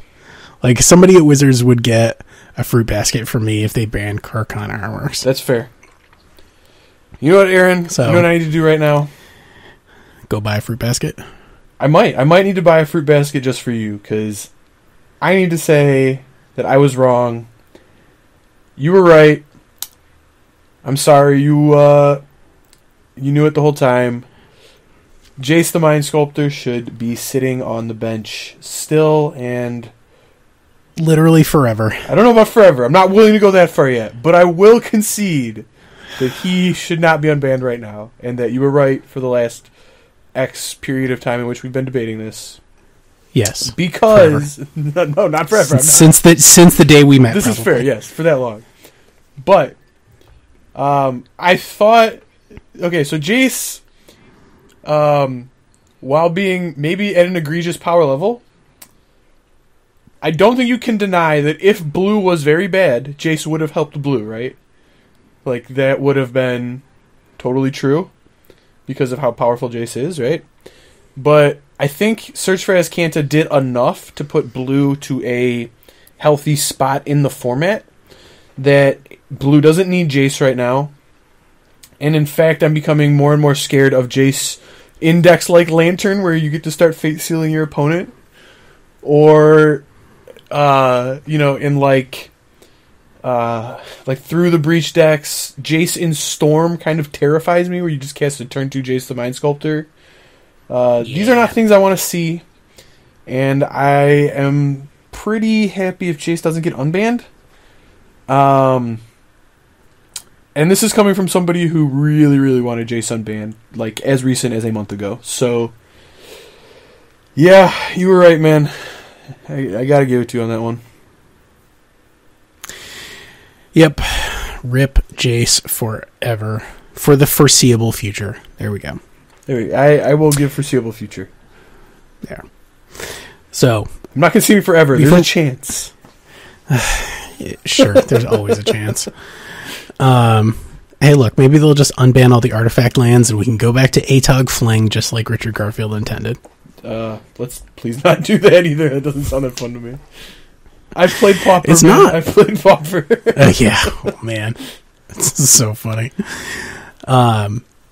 But before we get to the Spice Rack, you can follow us on Facebook, facebook.com/Turn1Thoughtseize, all spelled out. You can follow us on Twitter. I'm at T1Thoughtseize. Zach is at A22EN. You can watch the stream at twitch.tv/T1Thoughtseize, brought to you by our friends at Card Hoarder. You can see our YouTube videos, youtube.com/Turn1Thoughtseize, all spelled out. You can see all of our content on turn1thoughtseize.com. And lastly, if you are listening to us on iTunes, please remember to rate and review us. You picked the Spice Rack card. It is a redo classic, which you have determined to be criminally underplayed. So I will let you take that one away. Yeah. Also, Josh Otto Layton has a little bit of claim to this one. It was in his Pro Tour second place Countercat deck from Pro Tour Philadelphia in, I believe, 2011. Yes. Oh yeah. Yep. The card is Bant Charm. It is a green, a white, and a blue. 3 mana for an instant from, I believe, Shards of Alara? I think it's Shards. So yeah, one of the Alara. It was the Alara block. And it says choose one, destroy target artifact, or put target creature on the bottom of its owner's library, or counter target instant spell. And why I'm suggesting this right now is that, much like Colligan's Command, it is very powerful to have a multi-optional card that also just destroys an artifact in your main deck.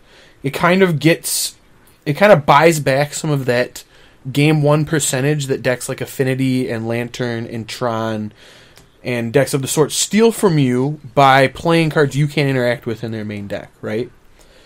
Sure. So like having, destroy target artifact on this removal spell that you were going to play anyway is, very strong. And in fact, all of its modes are very, very good. In fact, I defy you to find a matchup where one of its modes isn't relevant. I don't think you can in the format. Destroy target artifact is very relevant it's very, very good in the matchups it's good in, and in other matchups it doesn't have text, but that's okay. You're mostly playing it for the second mode, which is put target creature on the bottom of its owner's library. And that's good, right? That's just like a better path to exile type effect. It's like an exile effect on an instant speed removal spell that's unconditional. Just any creature, bottom of their library, there you go. The only thing it's not going to hit is a hexproof creature, but, what are you going to do? There are definitely decks that want to play Path to Exile in their sideboard, and I could see decks even like Bant Collected Company that, play Path to Exiles that, maybe Path to Exile is definitely better than this card if you're just looking for creature removal, but maybe, you're trying to get those 17th and 18th cards in your sideboard. Maybe this is an awesome sideboard in Bant Coco decks right now. I don't know. But then in decks where destroy target artifact and the creature mode aren't relevant, those decks play instants. I guarantee you they do. And there it has counter target instant spells. So, you're playing against your no creatures cryptic command deck. Boom, I'm going to counter your cryptic, which they definitely don't see coming out of your Bant creature deck. Or, even against Lantern. Maybe you don't want to destroy the artifact. Maybe they already have the Welding Jar in play, and you're just going to cast your Whir, or they're casting their Whir. Well, you can counter the Whir. Or, you're playing against Ad Nauseam, no creatures. You can counter Ad Nauseam. So, it's a very underplayed card. It has a lot of relevant modes, so you're very likely right now, if you're playing it, to catch people off guard and get them. And I like that. So I think the awkward part for this card right now is finding a home, but I think you could find a home. I think maybe you could do like a blue-white control deck that has like Tarmogoyf in it. Or, any Noble Hierarch deck could consider this, and Noble Hierarch's a very played card. Yeah, I don't know. I think I think the card's powerful enough that it's worth looking. So, right. Yeah. I will agree. Even I would go so far as to strong agree. And it was from Shards, by the way. I looked it up. Cool. Yeah, I missed the Alara block, so I was like, but I don't know what these symbols are. Very so fair. That is that. We'll put a bow on it, and we will catch up with you next time. Awesome, man. Good talking to you.